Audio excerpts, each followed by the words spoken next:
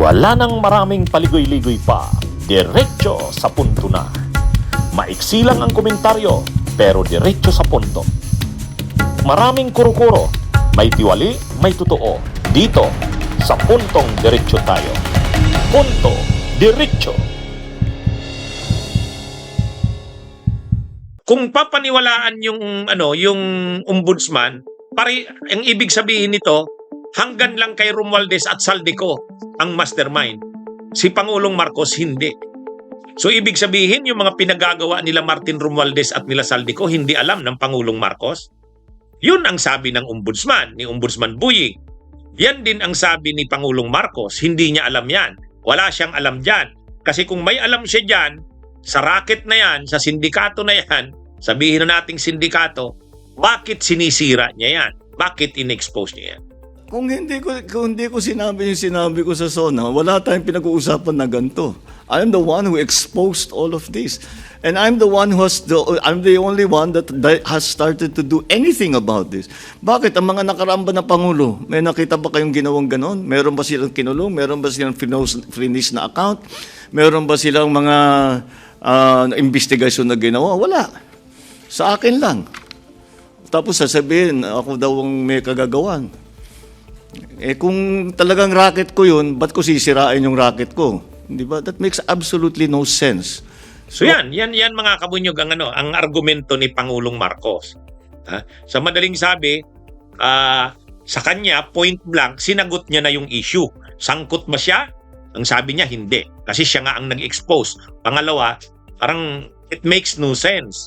It makes no sense na siya pa nga ang sumisira diyan sa anomalya na yan. Anyway, ang ginagawa ngayon ng ombudsman, nagsasagawa na ng mga kaso, ang pinapanagot na ay si Martin Romualdez. Pinapangalanan na talaga na si Martin Romualdez daw ang mastermind. Tinanong din si Pangulong Marcos, anong masasabi niya sa ginagawa ni Ombudsman Buying Rimulya tungkol kay Bunuan. Kasi si Bunuan, ginawa ng ombudsman na state witness. Ginawa ng ombudsman na state witness eh. So, ano ba ang masasabi ni Pangulong Marcos doon?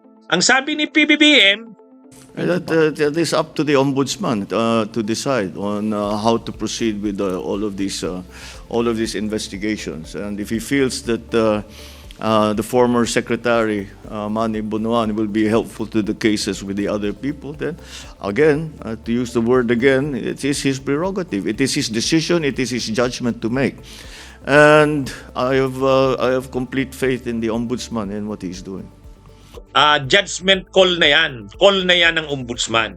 Sabi ni Pangulong Marcos, mayroon siyang complete faith or trust sa ombudsman. Kaya kung sa tingin ng ombudsman, dapat na gawing state witness si Bunuan, ay may tiwala siya doon. Bakit ginawang state witness ng ombudsman si Bunuan? Ang paliwanag ni Miko Clavano, yung assistant ombudsman, kailangan nila si Bunuan para isulong yung matibay na kaso laban kay Martin Romualdez. Yun ang justification na sinasabi. Napanood natin yung press briefing ni ni Assistant Ombudsman Miko Clavano. Marami daw kasing nalalaman talaga si Bunuan. At nakausap niya ang iba-ibang ang dating speaker si Martin Romualdez, kausap niya si Saldico, kausap niya lahat. Kaya alam niya kung anong pinaggagawa nila Saldico sa kanila Romualdez. Kaya sabi ni Assistant Ombudsman Miko Clavano, malaki ang magiging role ni Bunuan kapag ito ay naging state witness. Kaya ina-apply daw nila ito sa Sandigan Bayan, napayagan silang maging state witness ito. Kaya lang, pag naging state witness na si Bunuan, idadrop na siya sa lista ng mga akusado. Sa ngayon kasi kasama sa akusado si Bunuan eh. Kaya nga siya nakakulong. Bagamat, nung nakulong na siya, hiniling niya sa Sandigan Bayan na isa ilalim na lang siya sa hospital arrest. Dahil marami daw siyang sakit eh. Tambak daw siya ng sakit. Pinagbigyan naman ng Sandigan Bayan. Kaya ano ito mga kabunyog, mga kababayan, itong nangyayari ngayon, ang sinasabi ni Pangulong Marcos, pagdating kay Bunuan, kung gagawin itong state witness ng ombudsman, call yan ng ombudsman. May tiwala daw siya sa ombudsman. Kaya kung ang sinasabi ni Ombudsman Boying Rimulya sa pamamagitan ng kanyang assistant ombudsman na si Miko Clavano, ang sinasabi ay gagamitin laban kay Martin Romualdez, ay call yan ng ombudsman. Kaya lang sa totoo lang mga kabunyog, may mga nagre-react kasi diyan. May mga nagre-react diyan kay Bunuan. Tulad ni Senador Ping Lacson. Alangan namang mag-aano lang yan. Mag-i-state witness na lang yan. Idadrop na yan sa kaso. Paano naman yung ninakaw niyang yaman? Kung si dating DPWH Yusek Bernardo, Yusek lang yan undersecretary, under yan ni Bunuan, magsasauli ng 1 billion. 1 billion. O alangan namang siya, secretary siya, hindi siya magsasauli. Pinakamababa na dapat ng isasauli niya, 1 billion. Sigurado mas malaki ang nakuha niya kaysa kay Yusek Bernardo. Si Yusek Bernardo nga magsasauli ng 1 billion. Tapos siya wala. Kaya ano rin yon, valid din yung point na yon ni Senador Ping Lacson. Sabi ni Senador Ping Lacson, dapat may restitution si Bunuan. Hindi, tsaka ang isa pa, hindi lang yan restitution. Pagawin muna, hayaan munang gumawa ng extrajudicial confession si Bunuan. Banggitin niya na muna kung anong mga nalalaman niya. Ang nangyari talaga kasi kay Bunuan, tahimik nung una tapos ngayon bigla state witness. Ang tanong, sino ba? Sino ba ang ituturo niya bilang state witness? Baka gagawin siyang state witness tapos pagdating ng panahon nasa nakasalang na siya, wala din naman halos sinabi. So yun, dapat malaman ng taong bayan. Sino ba ang itinuturo niya talaga? Gawin na muna yung kanyang extrajudicial confession. Yung kanyang mga ibubunyag. Saka natin makikita kung karapat dapat siyang gawing state witness. Yun. At saka tama yun. Yung restitution. Alangan namang wala siyang isasauli o hindi niya isasauli ang ninakaw niyang yaman. Anyway, pagbigyan natin yung sinasabi ni Asik ni Miko Clavano, sabi nila gagamitin nila kay Romualdez. Mahina daw ang kaso nila kay Romualdez kung walang testigo. Kumbaga malaki daw na tulong para maging matibay ang kaso laban kay Romualdez kung si Bunuan talaga ay magi-state witness. Kaya ito? At saka isa pa, kung magi-state witness si Bunuan, paano na sila Yusek Bersamin? Yung si Adrian Bersamin. Paano na si Yusek Traigib Ulaybar?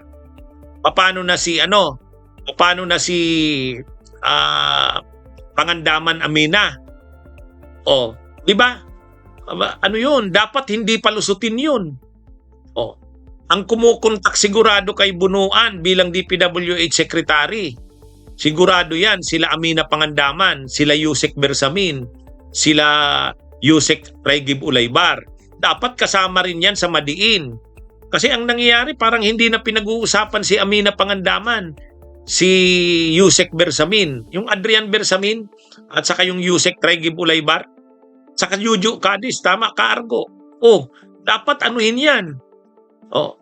Kasi parang ang lumalabas dito, kung totoo yung sinasabi ni Pangulong Marcos, ibig sabihin, kung totoo rin yung sinasabi ng ombudsman, ang mastermind ay sila Romualdez. So ibig sabihin, hindi alam ni Pangulong Marcos yung ginawa nila Romualdez.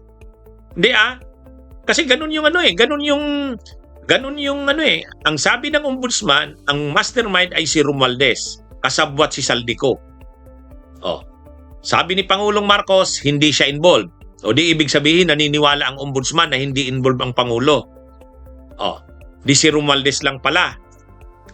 Yan yung yan yung sinasabi ni Pangulong Marcos, at yan din yung sinasabi ni Ombudsman Rimulya. Si Romualdez na ang kanilang ididiin at ang magiging testigo sa ngayon itong si Manny Bunuan bilang state witness. Oh.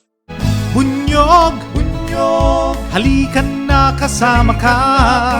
Bunyog, kapag buklod ay may pag-asa. Luzon, Visayas, Mindanao, isa ang pananaw.